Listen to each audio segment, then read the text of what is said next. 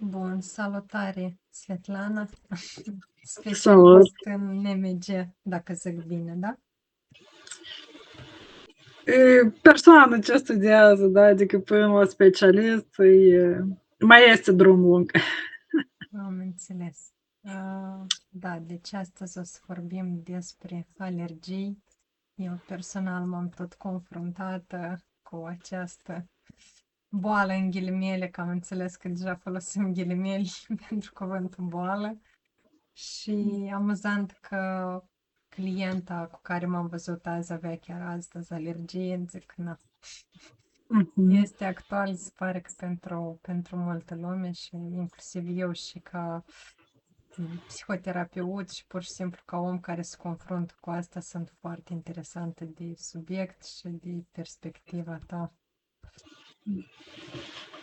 Da, am făcut aici așa un mic plan de care sigur o să, nu știu cât de mult o să ne ținem, dar ca să avem așa un fir roșu al acestei discuții. Mhm. Deci, eu încep, da? Da, da. Sau ai întrebări? Eu am plasat întrebările și demersul aici, adică discuția de data trecută care nu o să apară nicăieri, mi-a descoperit faptul ca și aparent din ce am văzut din puțină din MG, că de fiecare dată când vorbim de o boală, vorbim de un conflict, nu în sensul clasic al cuvântului, adică un conflict biologic care s-a produs în urma unui conflict psihologic. Da, dacă am dedus eu bine, să mă corectez, eu sunt foarte începătoare în zona asta și da. Da. Da, conflict sau șoc biologic se numește, da? Dar conflict, de asta și de multe ori numim șoc, fiindcă conflict se înțelege că m-am certat cu cineva, am avut un conflict, gata, o să fac simptome. Dar nu este așa.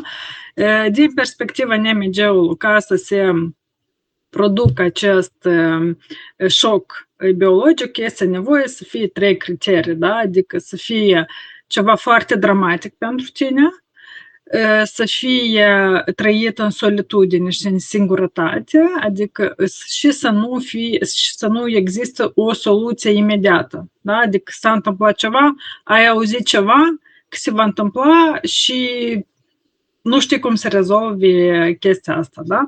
Și atunci când se produce acest șoc și se întrunesc aceste toate criterii, se întâmplă, da, se produce șocul biologic, după care se pornește un program biologic special. Asta este, de fapt, faza activă a conflictului și el și anume în această perioadă noi bolim. Și noi nu știm chestia asta, da? Fiindcă atunci când s-a găsit soluția, cumva ne-am împăcat cu gândul că nu e atât de dramatic, nu e atât de tragic, e ok, trăim mai departe, da? Cumva se încheie de la sine sau a plecat acea persoană sau acea situație s-a consumat, se încheie conflictul și după ce se încheie conflictul apare simptomele. Și în medicina clasică se numește că tu bolești, da?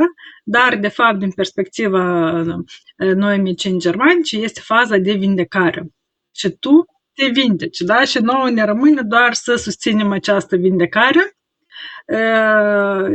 Corpul are putere de autovindecare, știe să o fac foarte bine. Și dacă noi nu încurcăm procesul sau nu sabotăm procesul de autovindecare, el îl duce până la bun sfârșit. Da? Dacă încercăm să sabotăm, da, ce am în vedere eu prin sabotare, de multe ori asta înseamnă preparate sintetice, da? Medicamente luate. Prin asta, ce fac pastile? Ele doar anihilează simptomul, adică dar nu rezolvă cauza. Da? Și se pare că parcă ne-am vindecat, omul s-a vindecat, dar de multe ori se întâmplă că tratamentul, da, se pune pe 7-10 zile, după asta simptomele apar iar. Fiindcă corpul atunci când primește tratamentul, da, pastilele, asta este o substanță pentru el străină. Și ce face el atunci? El nu are timp de relaxare, da? Fiindcă faza de vindecare vine când este homeostazie în interior. Atunci când te relaxezi, când gata, parcă totul a trecut și se pornește procesul ăsta de vindecare. Ce se întâmplă de multe ori că în weekend se îmbolnăvesc oamenii cel mai des, da? În vacanță au plecat și s-au îmbolnăvit, fiindcă este momentul când ei se relaxează. Intră în acea homeostazie și dacă ai avut careva conflicte până la vacanță sau până la weekend, ele în weekend se declanșează, da? Și iată, medicația pune acel stop, corpul el trebuie să curăță tot ce a nimerit străin și după ce se curăță, când totul iar s-a liniștit, hai să repornim procesul de vindecare, da, și de aici aceste tuse care rămân încă foarte mult timp, fiindcă nu s-a primit să ducă vindecarea până la capătul ei, da, să-și finiseze programul, da? Fix așa cum este calculatorul, atunci când are nevoie de refresh, dar tu îl închizi, da, sau un update să facă, tu îl închizi și când îl deschizi data viitoare, el îți arată iară. Că e nevoie să aștepți încă 10 minute, că e nevoie să facă acel refresh. Și asta se întâmplă când noi sabotăm lucrurile, da? Adică sabotăm simptomele, sabotăm această autovindecare. Despre alergii. Aici sunt două așa nuanțe foarte importante de ținut, de reținut, fiindcă unele alergii, noi le spunem că ele sunt alergii, dar de fapt acelea sunt intoxicații. Da? Și cu diferite produse chimice folosite, stilul nostru de viață, adică ne aduce... De exemplu, teoria clientei mele de azi era că pe timp de iarnă s-au rezolvat cu toate și teoria ei este că de la fructe, în special căpșune, care ea intuiește că sunt tratate cu pesticide sau tot felul, ea crede că cauza pornește de acolo. Eu nu știu ce să cred legat de asta, adică crezi că asta ar putea să fie un scenariu care duce la intoxicație, adică... Păi și luate în ani foarte mulți. De ce până acum, de exemplu, episoade de alergie erau foarte rar întâlnite, da? Dar de la un timp încoace și aerul nu mai este așa cum este, și legumele nu mai sunt așa cum au fost pe vremea bunicilor noștri, da? Și stilul de viață nu este așa cum bunica a stat în grădină și a lucrat în câmp toată viața, da? Noi stăm 8, 9, 10 ore în fața calculatorului așezat pe scaun. Deci asta tot are o consecință, da, și lasă amprenta. Și, dar dacă,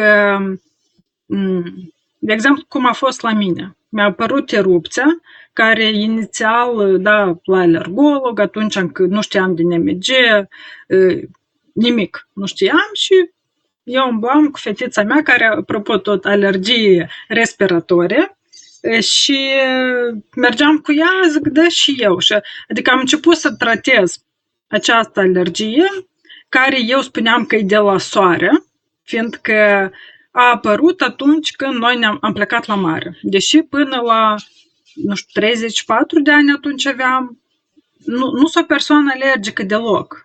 Da? Adică și eu am avut un episod cu soarele, deci după asta, adică a fost o perioadă că eu umblam cu umbrela în general când m-am întors, nu a mai fost după, dar era clar că soarele și-a făcut un efect, fiindcă adică nu știu exact legătura, dar soarele sigur era implicat în formulă, fiindcă a doua zi am fost, după ce s-a dus din simptomatică că aplicasem ceva, am îmbrăcat ceva pe mine, dar nu aveam pantaloni sau ceva, fiindcă era cald, adică nu mă gândisem. Și zona acoperită nu a mai avut erupții, zona care a fost în contact cu soarele din nou apăruse, erau așa niște umflături, chestii. În general fac la altceva, la detergenți sau la chestii acide, cum sunt roșiile. M-am gândit la și simptomul cu roșiile, cu bunica, dar de mult n-am făcut și aia e așa în sala de așteptare. Dar cu soarele a fost un episod mai mulți ani în urmă.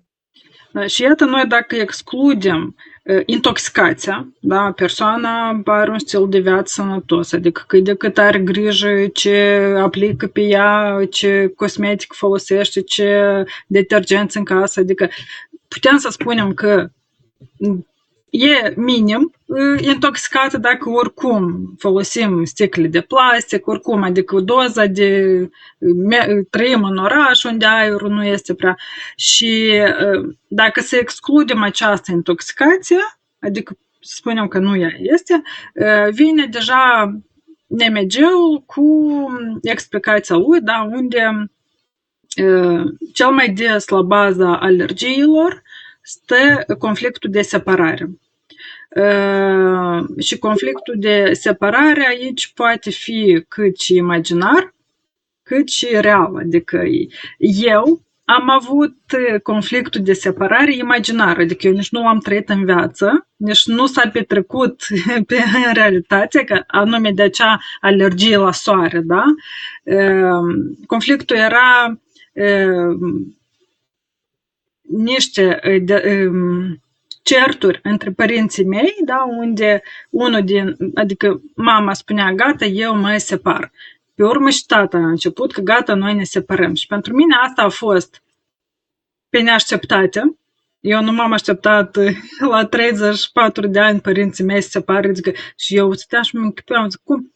Nu-mi închipui cum, adică eu la sărbători, asta, dat mă duc la un, adică eu deja asta rulam în capul meu. Asta nu s-a întâmplat, dar eu rulam. Cum am să mă duc, cum am să fac, adică, și trăit în solitudine, că n-aveam cu cine să vorbesc despre asta, da, adică cu soțul nu prea, adică să-l încarc, cu chestii de astea, și am hotărât să țin asta pentru mine, da? Și am tăcut, n-am vorbit și a fost destul de tragic, da? Fiindcă mă linișteam eu cu mintea mea să-mi spun că sunt și copii mici care trăiesc cu părinții separați și parcă e ok, dar eu la 34 de ani n-am să reușesc, dar iată, pentru mine asta a fost destul așa tragic, să spunem, și noi după asta, peste vreo lună, am plecat la mare. Și ce se întâmplă la mare? Adică eu am plecat și de parte de acest trec, că mama tot îmi mai povestea despre ce se întâmplă la ei, da, ce conflicte mai au. Și eu de fiecare dată tot o doză de, precis o să dispart. Adică asta cumva așa, eu continuare mă răream aceste gânduri. Și la mare s-a întâmplat acea homeostazie. Eu m-am liniștit, m-am relaxat, adică odihnă, mare, soare, da? Și ce se întâmplă? A venit această odihnă, această homeostazie și au apărut aceste simptome. A început să le apară erupția pe piele și respectiv m-am întors acasă și a tot mai tare și mai tare și mai tare. Am început să fac tratamentul, fiindcă alte soluții nu aveam, adică nu știam că se poate altfel, da? Și s-a întâmplat că parcă beam apă de ploaie, da, acele pastile. Deloc, nu trecea deloc. Dar la mine era așa, adică seara ele apăreau, dimineața dispăreau. Da? După o lună de tratament a început seara să nu mai dispară, adică ele erau în continuu cu mine. În a treia lună am făcut o urticărie foarte urâtă.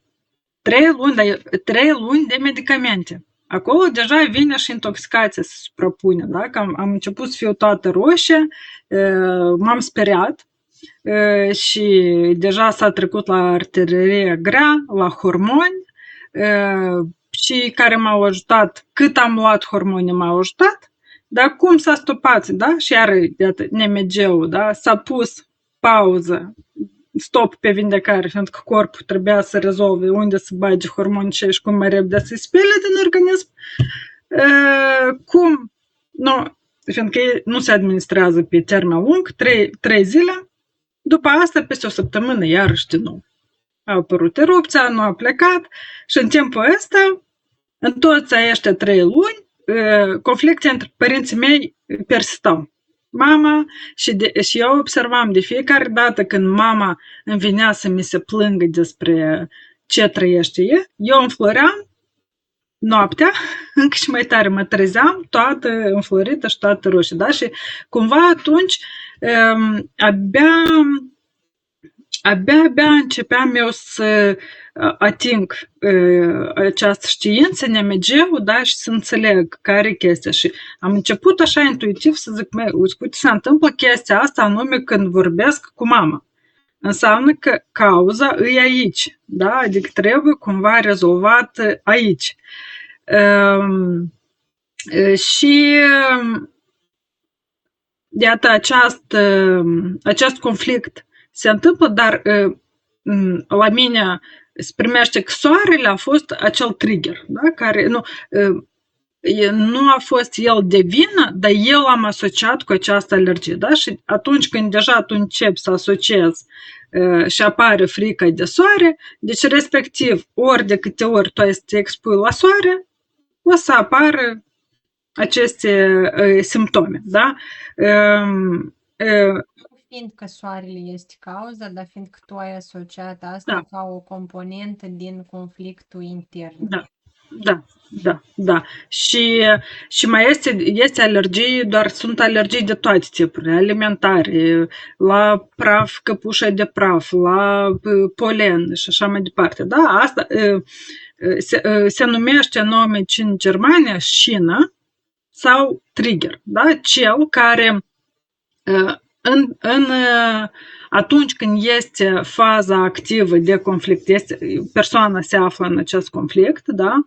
Trăiește acel șoc biologic și inhalează mai mult praf.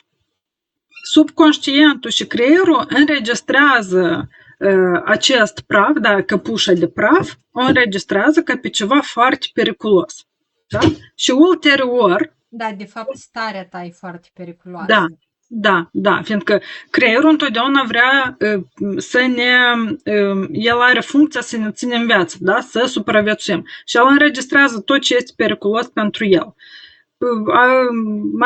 Mănânci o portocală, da? Tu mănânci o portocală, cineva te sună și spune că s-a întâmplat ceva foarte... Și tu asta pentru tine e tragic, dramatic, trăiești în solitudine și nu ai răspuns, da? Nu ai soluție. Ai făcut acel conflict și corpul tău o să asocieze portocala, mărul, orice tu mănânci, o să înregistrezi cu acel, o asociază cu pericolul și tu ori de câte ori pe urmă ai să mănânci, ai să inhalezi polen, orice, da, este șină de asta, trigger, corpul o să aducă aminte că, uite, noi atunci am fost în pericol, hai și pornește deodată sistemul de alarmă.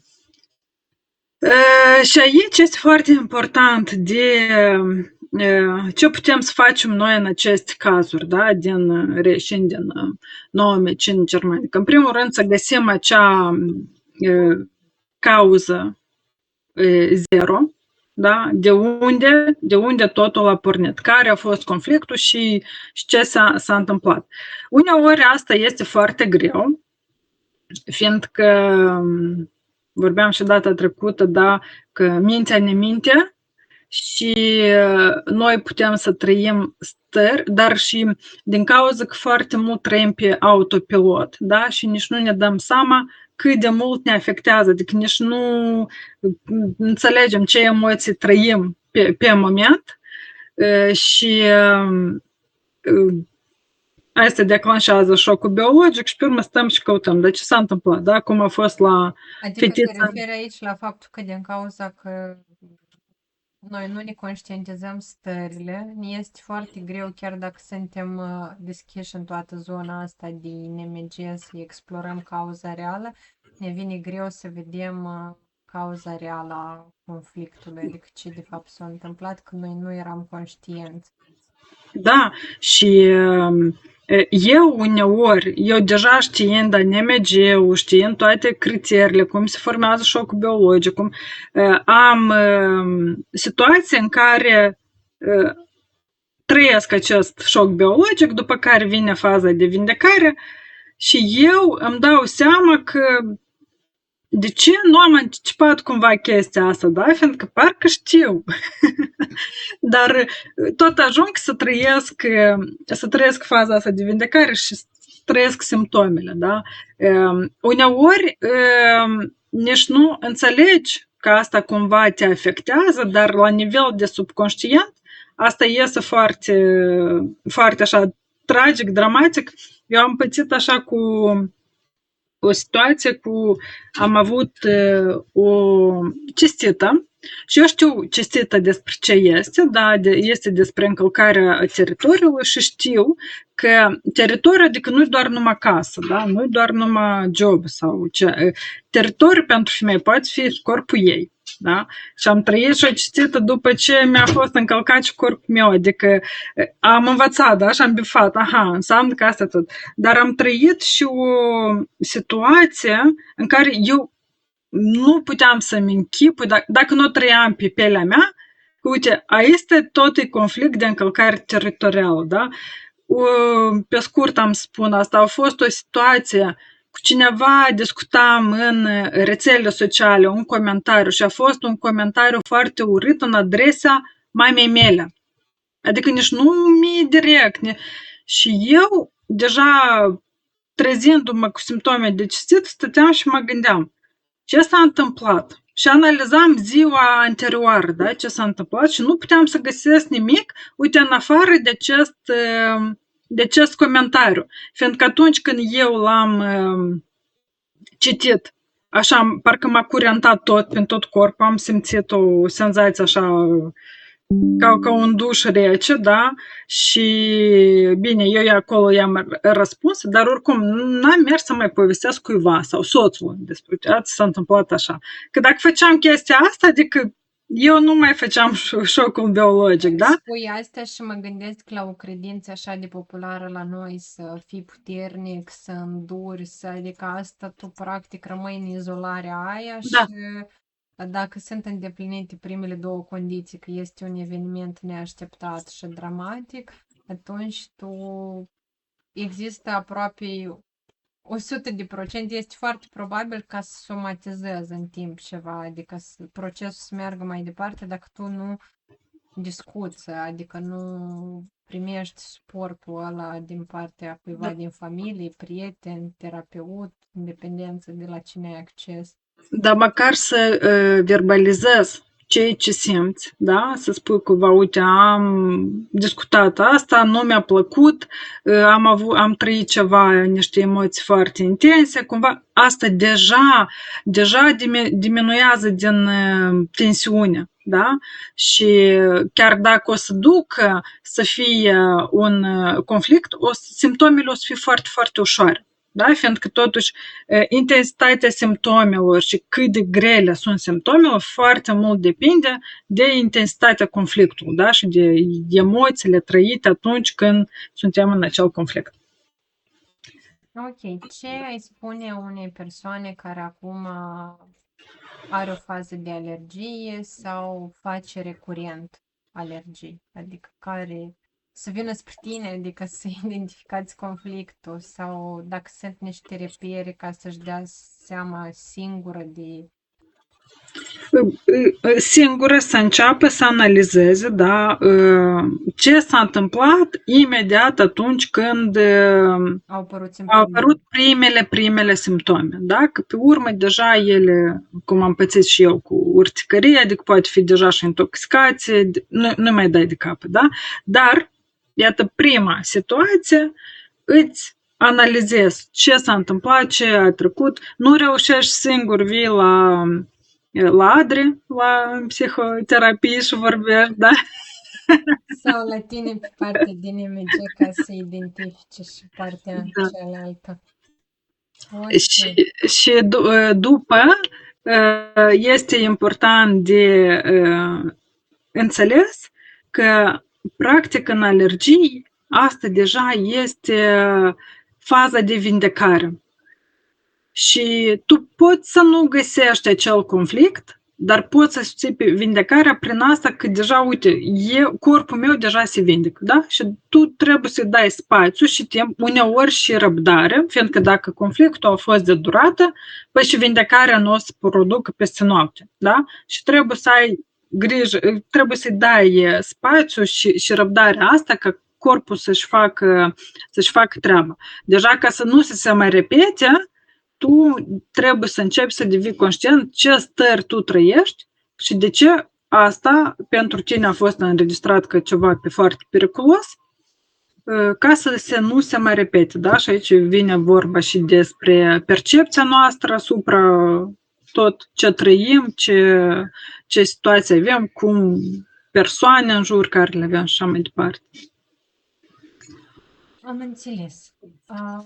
Bun. Aici lăsasem și o idee cumva în continuare la ce am discutat mai devreme, dar valabilă și pentru orice numim noi boală. Cred că am auzit asta în mai multe locuri și vroiam să văd și perspectiva ta. Și tu lăsasei data trecută când eu te-am întrebat cu ce să vină oamenii spre tine. Tu ai spus cu orice, dacă sunt gata să se vindece. Vreau să te întreb dacă și tu urmărești procesul ăsta, că în momentul în care o persoană devine deschis spre vindecare, vorbim în sensul amplu, fiziologic, psihologic, că el găsește și pe cel care să-l ajute, adică cumva încep să apar soluțiile în momentul în care ești deschis să le vezi, dacă urmărești și tu asta. Da, sigur, da. Știi, întotdeauna când ceri, ți se oferă. Dar cel mai important că uneori oamenii, da, de ce mie mi se întâmplă, da, Doamne, cum să rezolv chestia asta, da, ei își pun întrebarea. Și de multe ori am trăit și eu asta, da, fiindcă eu vin cu soluții și spun, uite, este NMG-ul. Sunt, iată, uleiurile care te poate susține, da, și pe partea emoțională și pe uleiurile poate să ajute să, dacă este faza activă de conflict, să încheie acest conflict, da, la nivel foarte subtil, da, și Dar doar după ce rezolvăm dacă este de rolul nostru conflictul în sine, adică oricum ceea ce se întâmplă în realitatea noastră și dacă, nu știu, un conflict teritorial sau de o natură, este important ca noi în realitate să facem anumite schimbări, nu doar la nivel de corp. și nu, înțelegi că conflictele nu întotdeauna poate să fie reale. Ok, Adică, deci tu te referi la ceea ce e în mintea noastră. da, și corpul nostru are nevoie de acea siguranță și echilibru interior ca să înceapă procesul de vindecare, de exemplu, da, atunci când este în fază activă. Fiindcă, și iată, uleiurile vin cu această echilibrare psihoemoțională, fiindcă ele ajută foarte bine pe partea asta. Și de ce de multe ori mulți spun că eu am folosit uleiurile și mi s-a făcut mai rău? Fiindcă aici a venit uleiul și a adus acea liniște interioară și acea echilibrare psihoemoțională.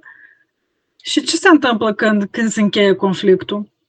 Vine faza de vindecare, da? Unde înfloresc toate simptomele și tu deja trebuie să te bucuri că deja totul s-a finisat și se vindecă. Dar oamenii percep asta ca s-a întâmplat ceva rău. Da? Adică uleiurile n-au lucrat sau n-au lucrat așa cum trebuie, da? Cum se așteaptă ei. Dar ele, de fapt, lasă spațiu de vindecare și s-ar putea întâmpla și dacă ele ne susțin, dar noi, în general, se pare că venim cu tendința să blocăm procesul de vindecare prin faptul că apar simptome, este neplăcut, dureros și noi încercăm să ieșim de acolo, nu ne este greu să... Asta mi-amintește de ceea ce se întâmplă în psihoterapie, de procesarea la diferite stări foarte profunde de durere, tristețe, pierdere, adică noi avem tendința să le evităm, chiar dacă asta tot duce la somatizări sau la probleme în alte planuri ale vieții. Da, fiindcă oamenii asociază că dacă este durere, înseamnă că este ceva foarte rău, da? Dar, pe de o parte, dacă se gândește nașterea tot este durere. Dar noi nu tindem să scăpăm de durere în timpul nașterii, da? Ei bine, acum deja s-au învățat să facă cea epidulară, adică, dar oricum, este un moment în timpul travaliului când deja nu mai pot folosi ei anestezie. Și fiindcă femeia trebuie să simtă acele contracții, acea durere, fiindcă contracția, de fapt, durerea vine din contracții, da? Și dacă nu o să simtă, nu se poate naște natural, da? Și nimeni nu o să poate să împingă și așa mai departe. Și acum tot mai mult, adică oamenii, de ce se întâmplă chestia asta? Fiindcă oamenii nu-și dau voie să se vindece. Fiindcă au nevoie să fie roboței, au luat o pastilă, au stins durerea, dacă mai reușește. Eu, de exemplu, am avut dureri de cap care nu le puteam gestiona cu pastile. Nu m-a ajutat nimic. Da? Nici un antiinflamator, toate încercate, combinate și așa mai departe. Da? Și iarăși, adică când vine faza de vindecare, e nevoie de somn, de mâncat, dacă ai poftă de mâncare, da? De odihnit cât mai mult și, practic, nu mai trebuie să faci nimic. Da? Chiar și cu uleiurile. Se întâmplă această vindecare, vrem noi sau nu vrem, folosim uleiurile sau nu folosim, ea o să vină.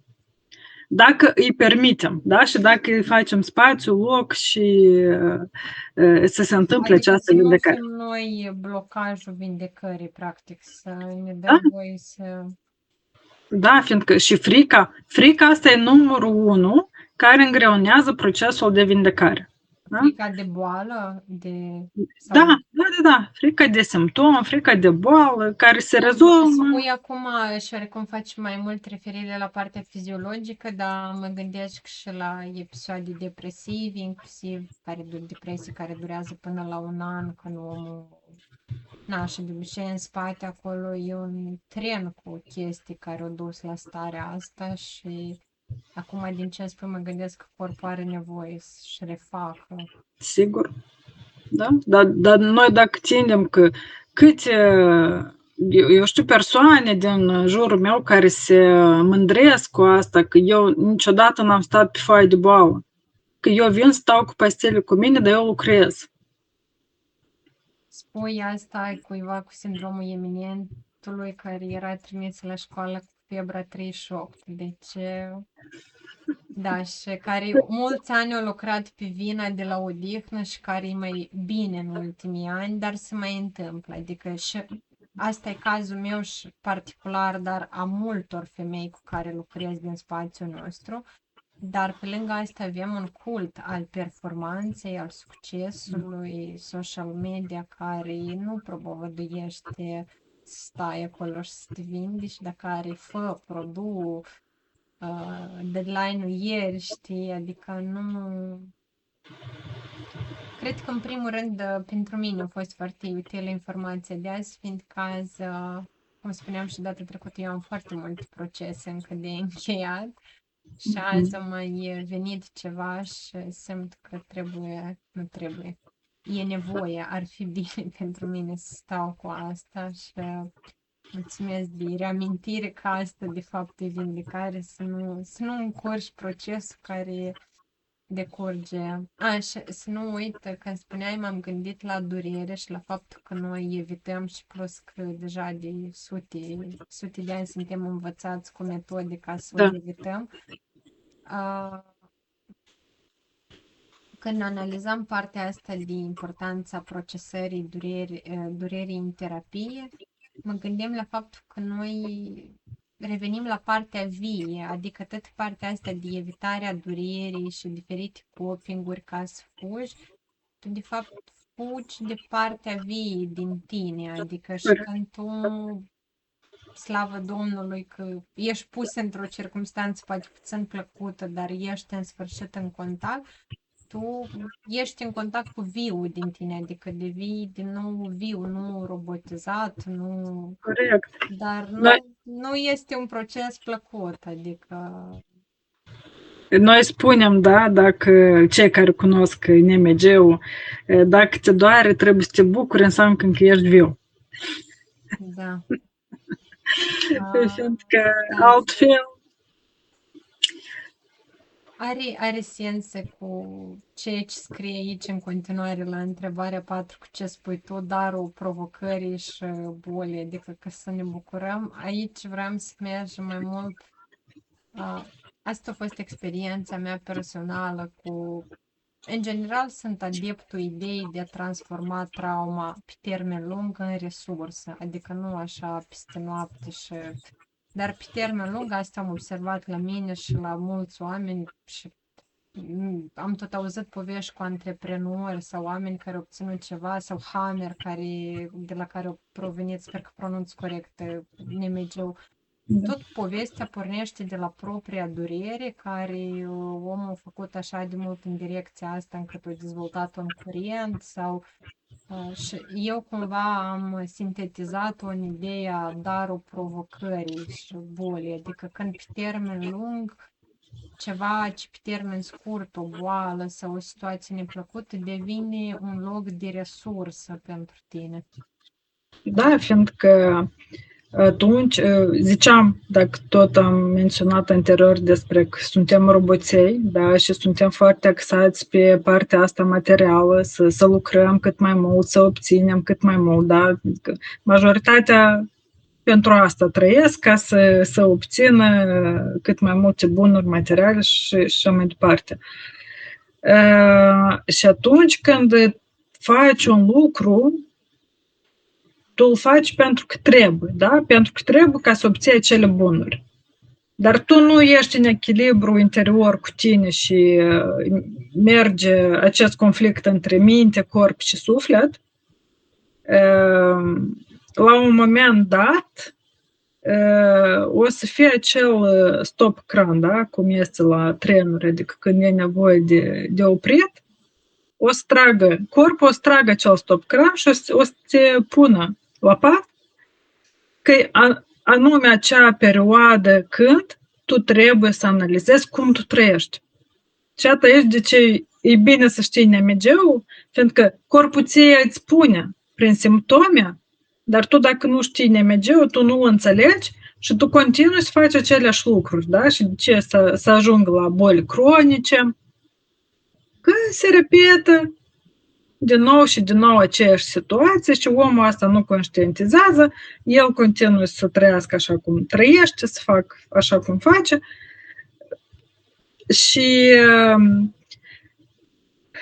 și mi-a fugit gândul. Tu spuneai și eu mă gândeam, am auzit asta recent la cineva, dar cred că prima sursă e cineva gen Newton sau nu mai știu, e vorba de cineva din fizică care spunea că adevărata nebunie este să facem aceleași lucruri și să așteptăm un rezultat diferit.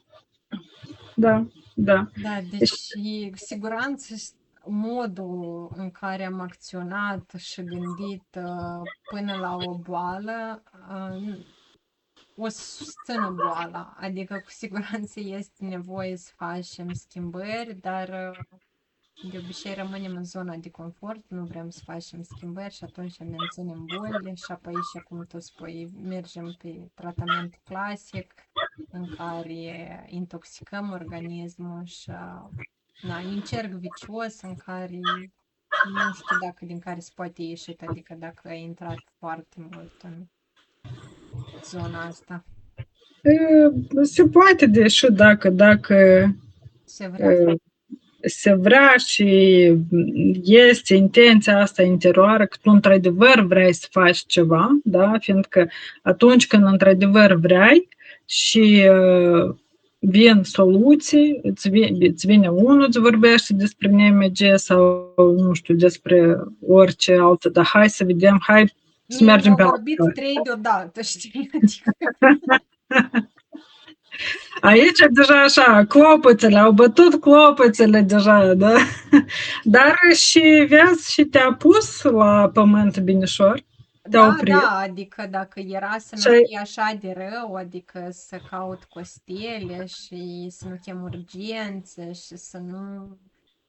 Nu, adică era să mai amân, adică eu de mult eram interesată de psihosomatică, a fost amuzant că ieri când sursa din MG, broșura care mi-a dat-o să o citesc, deși eu aveam așa un aha cumva, adică era iaznala, nu iaznala, adică când era partea aia despre cancer, efectiv m-am plâns, fiindcă eu intuiam cumva când a fost povestea cu bunica mea și nu știu ce exact am procesat ieri, eu pur și simplu am lăsat să curgă ce... Eu încercam să citesc, era greu, că de la lacrimi era greu de văzut textul, Mhm. dar per general sentimentul era de eu știam asta, adică la un nivel foarte intuitiv și eu aveam nevoie ca cineva să vină să spună asta în rânduri și să-mi spună că am dreptate, că asta... Cred că prima dată conștient că eu din copilărie am fost bolnăvicioasă și au fost mult, na, eu și arborile meu. Asta e altă poveste, nu mă bagaz acolo, dar cred că prima dată când conștient m-am gândit la problemele legate de corp sunt de altă natură, au fost când a fost anul când am dat bacul și eu aveam dureri groaznice de cap și am făcut o tonă de analize, cred că am făcut și tomografii computerizate, deci totul era curat, dar după ce am ținut bacul, totul a dispărut de la sine. Și ieri citeam și mă gândeam că, ok, de mine cred că a fost perceput dramatic, adică plus, nu știu cum acum, cred că și acum asta e situația, se pune destul de multă presiune pe idei. Acum și mai mult îmi pare că spune. Da, era, nu știu dacă era neașteptat, poate pentru mine era perceput în el că, na, toți știm că după 12 clase urmează bacalaureatul și da, cred că nu primeam susținere în perioada aia. Și cred că atunci, prima dată conștient m-am gândit și după asta au urmat multe, adică de asta spuneam că eu sunt așa o cutie a Pandorei drăguț care o să tot explorez ce de unde vine. Cum știi, am început deja cu câteva procese, le las să decurg și așa simt că încărcătura e foarte mare la ceea ce a venit, dau timp. Da, deci m-am bucurat să cunosc curentul ăsta, să obțin răspunsuri. Sunt sigură că o să obțin încă foarte multe, că s-a bătut insistent și la ușa mea. Nu știu unde o să ducă, adică, dar momentan, comparativ cu psihoterapia și alte chestii care le-am ales să fac în trecut, când salvatorul din mine era enorm, în sfârșit vreau să fac ceva pentru mine, adică din curiozitate și din dorința de a-mi susține corpul pentru mine.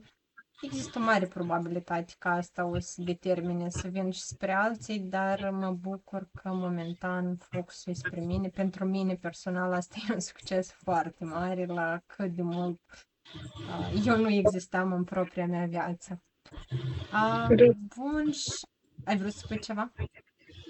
Vreau să spun, da, despre noi toți, da, trecem din tăi, încercăm, testăm, da, ce auzim, dacă avem capacitatea, că fiindcă foarte mulți sceptici, nu, că asta nu e pentru mine, că nu este corect, da, dar e destul doar să înveți, nu știu, baza și să înțelegi că, uite, într-adevăr, este un șoc biologic, vin Eu simptomele. ieri m-am oprit la partea stângă, partea dreaptă, mama, soț, zic ok, adică eu până acolo simțeam că deja era multă informație nouă care o absorbisem.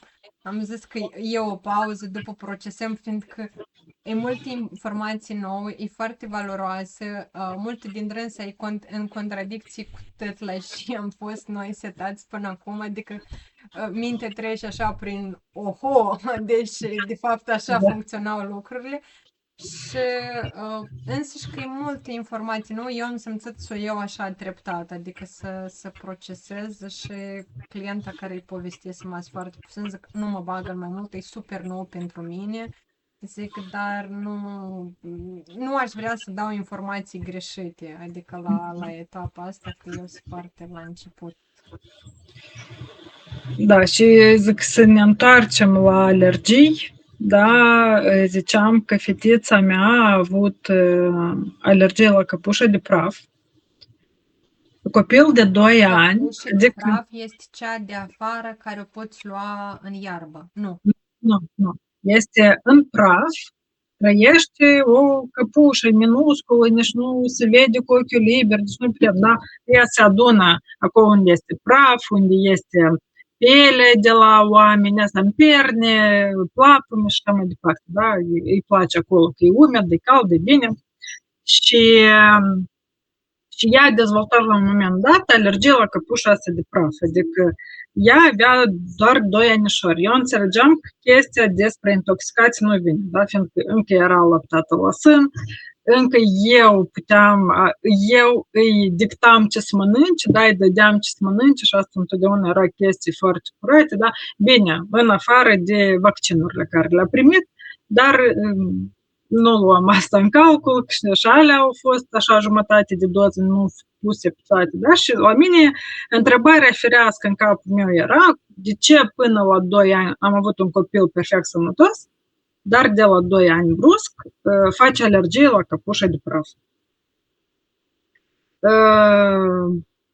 Și am primit răspuns, iată, când am început să studiez noua medicină germanică, da? Și atunci am înțeles și încă eu aveam în cap așa o chestie, fiindcă se primește ea a făcut peste 2 săptămâni alergie, a făcut peste 2 săptămâni după ce am ablactat-o. Am terminat să o alăptez, da? Și eu așa, cumva așa, glumeam, zic, iată, cât am alăptat-o, a fost perfect sănătoasă. Dar cum am dezvățat-o de la sân, gata, ceva s-a întâmplat. Ca să încep să studiez NMG-ul și să înțeleg conflictul de separare. Și eu stau și mă gândesc.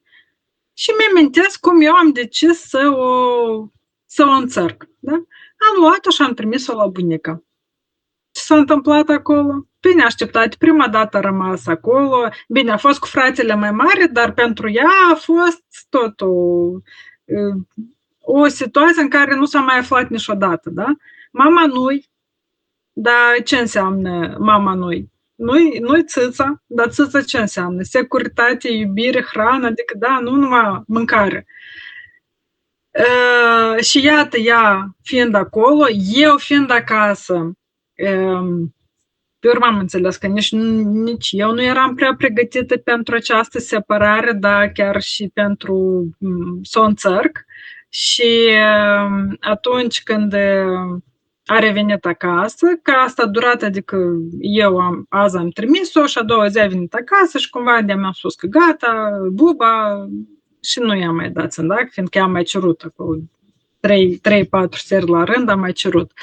Și iată, acesta a fost, s-a ales poate altă metodă cumva să o înțărc, că eu și acasă stăteam și tot îmi făceam griji. Cum o să doarmă, dar o să reușească mama, eu la 7 dimineața m-am trezit la telefon să scriu mamei, mama, cum a trecut noaptea la voi, tot ok, ați dormit, adică eu am fost tot liniștită, da? Și respectiv și ea cu conflictul ei. Și peste 2 săptămâni începe să facă bronșiolite. Dar bronșiolitea asta legată de bronhii și asta e conflictul, da, și cel mai des e legat cu frica de moarte. Da? N-are mâncare, e moarte. Nu-i siguranță, e moarte. Și iată, eu deja... E moarte. Da. Și corpul niciodată nu dă greș. Adică știind NMG-ul, îți foarte repede găsești situația, da, și conflictul care s-a întâmplat și pe urmă stai și analizează, adică foarte repede te descurci, măcar știind așa noțiunile de bază. Și noi am început tratamentul și tratamentul se întâmpla cam așa. O săptămână pe tratament ea era foarte bine, o săptămână încă mai avea tuse din asta, așa, de rezidu, se spune, până îi trecea.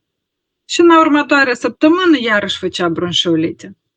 Eu pe urmă, ne mergea studiind, am înțeles că, iată, tratamentul am pus pe pauză vindecarea. A trecut o săptămână, corpul a zis, hai, de data asta să finisăm acea vindecare. Și de obicei, după ce spune pe vindecare, simptomele vin cu o avalanșă așa, cu o putere mai mare, că măcar de data asta să o ducem până la capăt, da? Și iată așa, noi din 2 în 2 săptămâni mergeam la medic, fiindcă nu se reușea să treacă aceste simptome. Și aici vine deja frica mea era enormă, da? Fiindcă fiecare tuse a ei, asta însemna atac de panică la mine. Fiindcă eu nu știam cum să gestionez. Eu mai aveam și stările mele de anxietate și atacuri de panică și fără de asta, dar cu simptomele ei și cu boala ei, adică la mine se mai... Și da, dacă mama nu este bine și nu translează siguranță și că totul este bine, păi nici copilul nu o să fie bine, dar și foarte bine asta simte. Și abia atunci când eu am înțeles și am făcut așa și când auzeam că tușește, eu mă bucuram. Am început să mă bucur că asta, ura, adică se vindecă. Ea nu e bolnavă, ea se vindecă și am învățat inclusiv și pe copii să spună că când spui eu sunt bolnavă și eu sunt în vindecare. Eu mă vindec, adică energii cu totul diferite, corect? Adică și asta se simte. Și am învățat primul lucru pe ei să spună, zic, nu mai spuneți că voi sunteți bolnavi sau boliți. Zic, voi vindecați. Și atât după s-a schimbat foarte radical, da, și percepția mea asupra simptomelor, a dispărut această frică, a apărut încredere în procesele interioare și deja când este încredere, ai și răbdare, să răbzi și durerea, să răbzi și toate simptomele care sunt, da? Le Dar, vezi ca o problemă, ci ca o parte din proces. da, fiindcă uneori cea mai mare binecuvântare, da, vine îmbrăcată în durere și în blestem. Da? Dar dacă ai curajul și înțelepciunea, măcar intuitiv, cumva asta să o пережить, da? Să o trăiești. Cu viața și cu ceea ce a ajuns la tine. Da. Și eu am avut lecții de luptat cu viața foarte mult până la asta, dar la un moment dat am înțeles că nu e despre luptă și corpul nu este defect, el știe minunat să-și facă treaba. Chiar și mie îmi place să aduc analogia asta cu sarcina. Noi nu depunem niciun efort ca copilul să se dezvolte în noi. Corpul știe ce are de făcut. Și se întâmplă și crește și se duce nașterea până la bun capăt, da? Crește copilul, se naște și așa mai departe. De ce ar trebui să facem noi ceva special pentru ce ca el să se vindece? Sau să ne fie frică de acest proces? Fiindcă noi nu stăm cu grijă că corpul nu o să reușească să crească acel copil, corect? În sarcină. Dar când vine vorba de vindecare, nouă ne este frică. Da. Bun, și la final aș vrea să lași un gând sau poate mai multe despre orice ar susține pe cineva cu alergii sau ceva ce poate nu ai spus până acum. Da, ce nu am spus? Parcă Deci prima este că să ne dăm voie să stăm cu procesul, să nu încercăm imediat să-l rezolvăm, după Să nu care luptăm cu simptomele, da, să că vedem este. care a fost conflictul primar, adică ce s-a întâmplat și în cazul de alergii tot timpul vorbim de un conflict de separare sau dacă Da, nu este intoxicație.